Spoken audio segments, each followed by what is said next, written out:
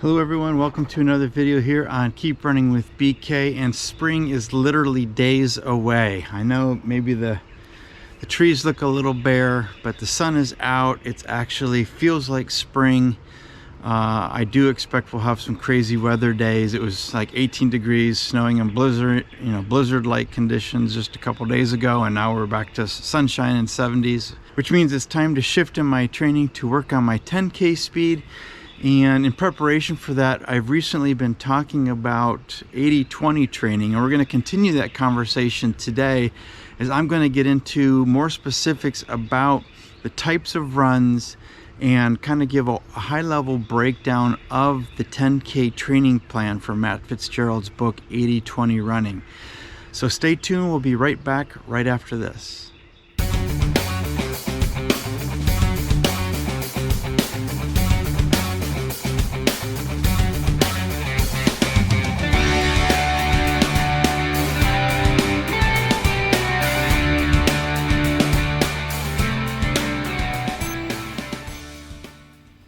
So hey everyone, welcome back to another video here on Keep Running with BK. It's great to have you as we continue our conversation about 80-20 training. And if you followed one of my earlier videos this year on periodization, which is the idea of sitting down and mapping out your training year, breaking down the calendar into major training phases down into smaller micro training phases. That's how you can progressively build upon each phase to get stronger and stronger, more fit, and work towards your training goals. And as a quick reminder, I'm actually training for, or I will be training for, a fall marathon. But this spring, I'm going to be focusing on my 10K speed. And I have done some 80-20 training blocks in the past, but they were very high level, very general in the sense that I made sure that 80% of my training volume was very easy, primarily following the Maffetone or MAF training method. And then 20% was a mix-in of speed work, which is really highly influenced by my experience in working with Jack Daniel's running formula training methodologies. But this spring, I decided to, after reading Matt Fitzgerald's book, was to dive deeper and actually use one of his training plans, experiment with it, and see what I can learn from it and share that with you guys. And so that's what we're going to do today. I'm going to give you a high-level overview of the types of runs that I'm going to be performing during this training block.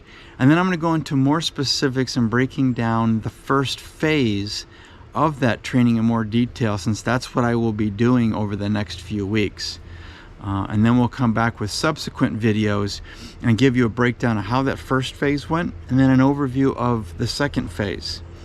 And then come back, overview of the second phase, details for the third, and then we'll come back, how did that go, and then actually end the mini series, if you will, with an actual 10K time trial and see how fast I'm able to run a 10K compared to last year.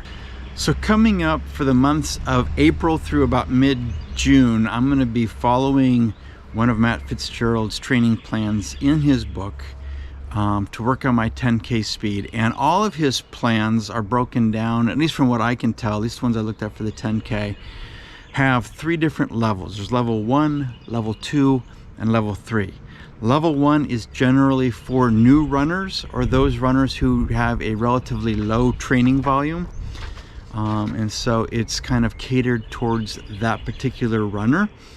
Level 3 is for your, running 7 days a week, able to and willing to run maybe some double days where you're running, twice, once in the morning, maybe once in the evening. Is probably for your more advanced, more experienced, or maybe even more competitive runners. I'm going to be following the level 2 plan, which means that you have, in a sense, already have a pretty solid base foundation underneath you. You're looking to take your 10K speed up a notch or two, and that you've been running with some consistency. So he recommends that as a prerequisite that you're able to run at least 3 days a week. You're able to do some moderate intensity running coming into this.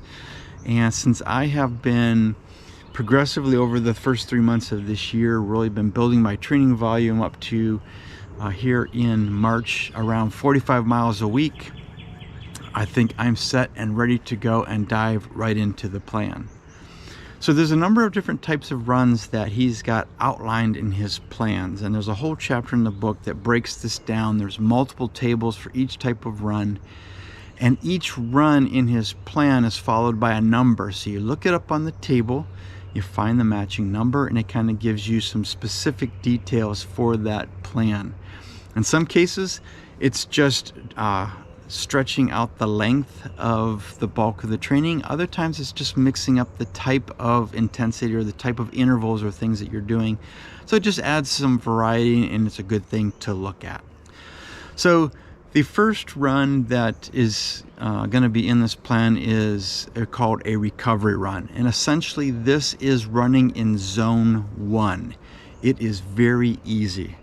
And if you're not familiar with the zones that he talks about in his book, check out my video from last week, 80-20 preparation. And in there, I kind of talk about how you can do a do-it-yourself run to calculate your lactate threshold heart rate. And from there, I walk you through calculating the 5 training zones. And then I even show you how to program your Garmin, or I'm sure it's similar for other sports watches. So you can use it as a tool to help you make sure you're doing these runs within the targeted zones. But zone 1 is considered very low intensity. It's mainly for recovery after harder intensity. So most likely when you're doing intervals later on in the plan at a high intensity level, you want to follow that up with a recovery run in zone 1 just to give the body a chance to really keep it easy and recover. The next run, which really is the bulk of, or as he notes in the book, the bread and butter of most of these training plans, is called a foundation run. And you are starting off in zone 1, very low intensity as a warm-up, and then you run the majority of that run in zone 2, which I often refer to as just an easy run. And then you cool down the last portion of that run in zone 1. He also has a run type in there called fast finish run, and this is again where you warm up for a very short amount of time in zone 1.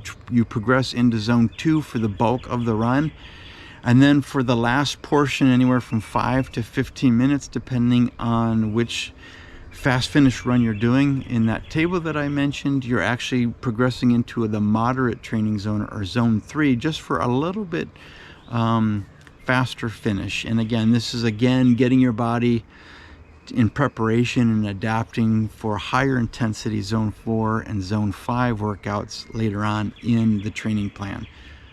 Another type of run that he has in this plan is called speed play. He's got it outlined as mostly zone 2 running. Again, easy, but then you have some high intensity intervals that are generally either in zone 4 or zone 5, depending on what number. You go back to that table and you can kind of see how to mix it up and progress through the different types of speed play workouts that he has in the plan. And I'm sure that some of those changes are increasing the duration, maybe increasing the number of repetitions, or increasing the intensity. Again, when you're doing speed work in general, those are the variables that you're playing with. You're playing with either repetitions, volume, or intensity. And so all 3 of those, I'm sure, will be factors and incorporated into those types of runs. The most important run of the week is the long run. So of course you're going to see that in these training plans. These long runs are basically a very short zone 1 warm-up and cool down with a progressively increasing duration of time in zone 2. Again, we're working on endurance strength. He does have some training plans I did not see in my quick glance at the 10K plan, but it's probably certainly there in your half marathon and marathon training plans, where these long runs also have a strong finish or fast finish component to them, where you finish the last few miles at a harder effort. And there's probably also some variations where you incorporate some harder running in the middle of those runs as well.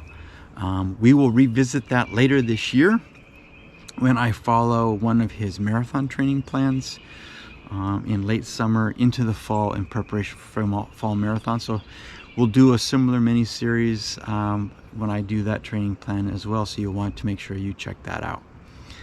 The last type of runs that he has in this 10K training plan are a number of different interval type workouts in the later phases, and we will get into those in more detail in a later video in this mini series. So I want to just take a break here before we get into the specifics of the first phase of the training plan in more detail, and invite you, if you're new here, thanks for checking out the channel. I encourage you to check out some of my other videos. I cover Maffetone training, 80-20 training. I do all kinds of topics on running in between. And I'd love to have you become a part of the Keep Running with BK community. It's free, so go ahead, feel free to click that subscribe button and help me get to my goal of 500 subscribers by this summer. And you will also be able to follow along, if you'd like, the rest of this mini series as we continue to explore how this 80-20 training block goes. I also want to take this opportunity. This is the last call. One of the things I'm doing different with the channel this year is I'm facilitating free virtual events. Subscribers and supporters of the channel, you guys are great. You're all over the globe. You're all over the world. It's impossible for us to actually meet in person. So we're like a virtual running club of sorts, and I wanted to try to have some events where no matter where we live, we can participate. And later this month, actually next week, at the time this video posts, we will be having our 5K prediction run. So you're going to want to register for that. It is a free event. You're going to want to email me at bkskeeprunning@gmail.com. I'll put that email up here on the screen. You're going to want to email me your name and your prediction 5K time by midnight Friday the 25th. Then on Saturday the 26th, you can go out, you can run your 5K, and then you're going to want to email me back with your actual 5K time. Tell me a little bit about the experience, and if you want to share a picture, that would be great. And my goal then is to see who comes closest to their prediction time. Just talk about that on a future video, and I'd love to share some of your stories, share some of your pictures, just introduce you to other friends and supporters of the channel, and just celebrate, if you will, our first virtual event. And then I've got additional virtual events coming up later this year, and you don't want to miss out on those. So again, subscribe to the channel, check those out. I really want to encourage all of you to participate. It's intended to be fun, and I look forward to hearing from you very soon.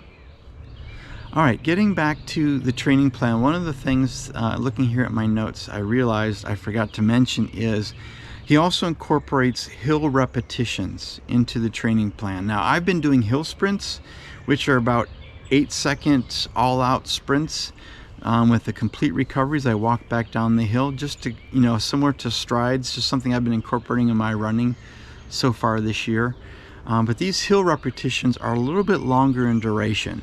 So according to his plan, when he incorporates these in, they run from 30 seconds to 90 seconds. So half a minute to a minute and a half, depending on which number is following it and where it falls into the plan in zone 5. So these are pretty intense, longer stretches than what I've been doing, just to really to build that strength. And the nice thing about hill sprints, or hill intervals, or repetitions, whatever you want to call them, is they're lower impact.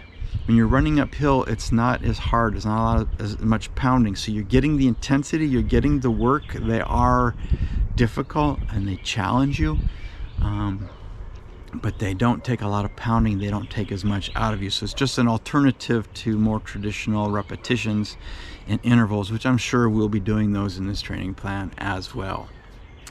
So in the level 2 training plan, it is a 12-week plan. Now, according to my training plan, I only have 10 weeks. So I'm going to be modifying his 12-week plan for 10 weeks. And on top of that, I'm going to be modifying the plan in another way too. The plan is also designed for 7 days a week of running. Now, I only run 6 days a week, so I'm going to be making some modifications there as well. His plans have a recovery week every 3rd week, which I think he drops one of those training days. So I will probably be maintaining 6 days a week, but I'll be adjusting some things to make sure that I'm including some recovery in there from those harder efforts. And so I'll be sharing more details of how I do that in this video for the first phase, which appropriately so he calls the base phase. I'll also be sharing that in the subsequent videos in this series where I talk about phase 2, which is the peak. That's when we get into the, we're trying to peak at the intensity. That's when we're doing a lot more of the harder intensity or high intensity workouts. And then in the third phase, which is the 2-week taper, I will also be sharing those types of details with you there as well. So with that, let's now go back. I'm going to go inside. We're going to sit down on the computer and I'll show you a more specific breakdown of the first 4-week phase that we'll refer to as the base training phase. So let's go do that. Okay, the first thing we're going to look at here is looking at the base phase, which is the first of 3 phases in the 10K training plan. And we're going to look at week 1. And we're going to look at how Matt has it laid out in his book. And then I will show you kind of what I did to make a few customizations to fit my training. And then I will go take that and I'll show you the first 4 weeks of the training plan, which will make up a 4-week base training period for myself. So in his week 1, he has, again, a plan that's laid out for 7 days. And you have a foundation run on Monday, Wednesday, Thursday, and Saturday. Again, foundation plans are basically the bulk of your training. I would basically call them easy runs, where you're warming up in zone 1 for a few minutes, and then you run the remainder of the run in zone 2. And so he's got us running for 40 minutes this first week, 4 days a week. On Tuesday is our fast finish 4. All right. Again, I mentioned that the types of runs are followed by a number which you look up on a table in his book. But again, a 5-minute warm-up in zone 1. Then you run 25 minutes in zone 2, and you finish up 10 minutes in zone 3. And then on Friday, you have a speed play 4, which is 5 minutes zone 1, 5 minutes zone 2. And then you're doing 4 repetitions of 2 minutes at zone 5, which is real high intensity, followed by 2 minutes of zone 1 or recovery. So you're doing this 4 times, and then you're finishing for a 5-minute recovery run in zone 1. And this is roughly 33 minutes or 16 minutes of moderate to high intensity training.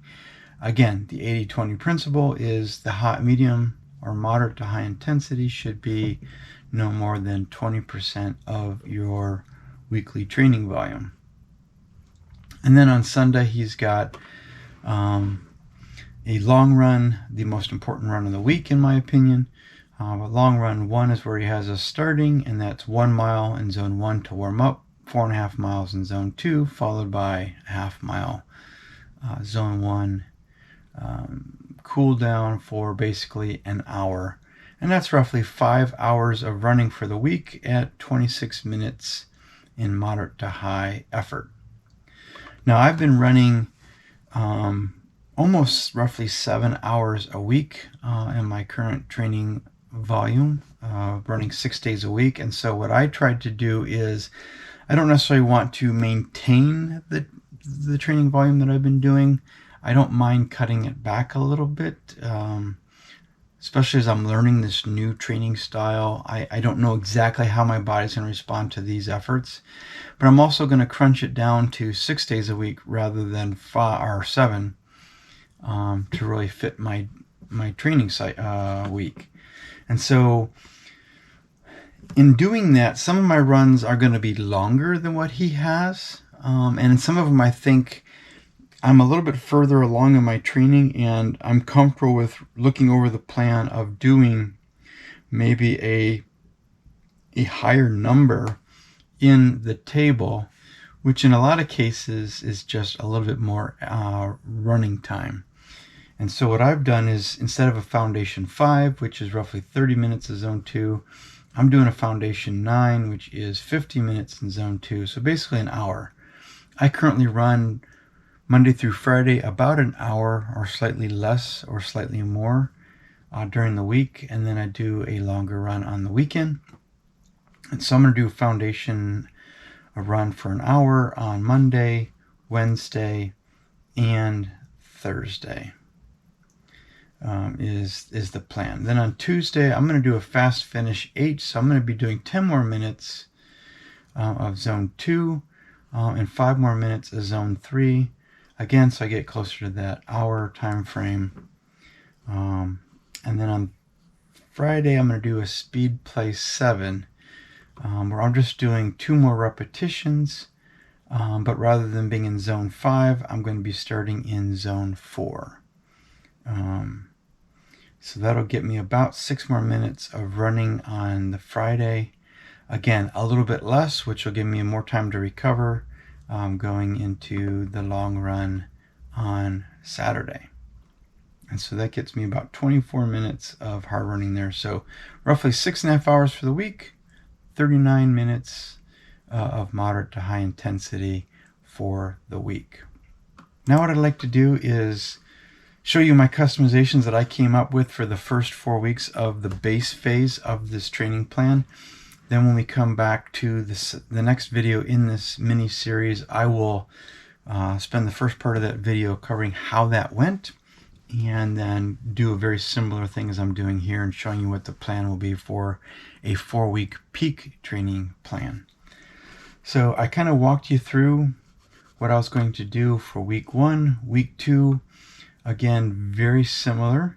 It's just 5 more minutes of running. So I went from a fast finish 8 to a fast finish 9. So that's basically 5 more minutes of zone 2, but the same amount in zone 3. Likewise for speed play, I go from speed play 7 in the table to speed play 8, which changes from 6 repetitions to 8 repetitions. And instead of 2 minutes at zone 4, I'm going to be doing 1 minute in zone 5, followed by the recovery. So same amount of running, same amount of moderate to high intensity for those. I think the other thing that I did, now that I'm looking at this, originally I had, or the plan called for the speed play on a Friday, with a foundation run on Saturday and then the long run on Sunday. But when I crunched this and then I spent a little bit more time working on the customizations, I decided to put a foundation run in between these, even after this speed play, just so I have a recovery, a little bit more of a recovery before I jump into the long run. So that is a change that I made from the previous table I showed you. Okay, then we go into week 3. We're doing fast finish 9 again. I already covered that. The foundation runs are going to stay the same.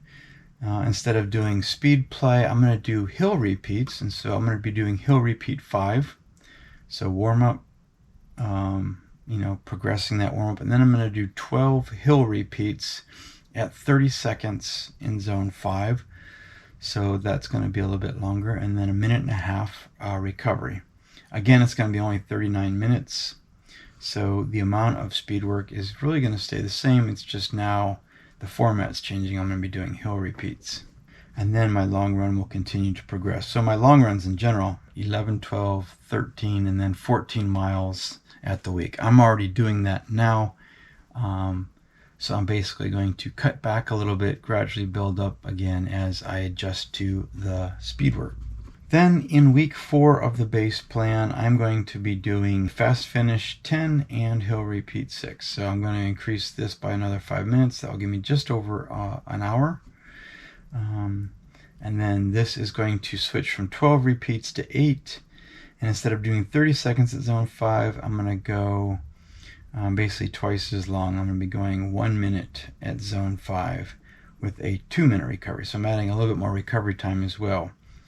Ultimately, that adds up to the same amount of total running and the total amount of moderate to high intensity training. All right, well, I really hope that you enjoyed today's video. I hope that you got something out of it and kind of see where we're going to be going with this mini series. I've shared with you in my last video how to prepare for 80-20 training, how to determine your lactate threshold heart rate so you can calculate your training zones.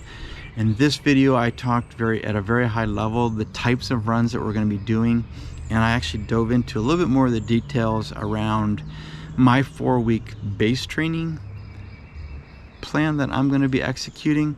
And I want to invite you again to check out this virtual 5K prediction run we're going to have, and come back and catch the rest of the videos in this series over the next couple of months, when I'll dive more into the peak training, get into the taper training, and then I'll actually do a 10K time trial and share all of the excitement with you. So thanks again for checking out the channel. Until next time, stay safe, train smart, and keep running.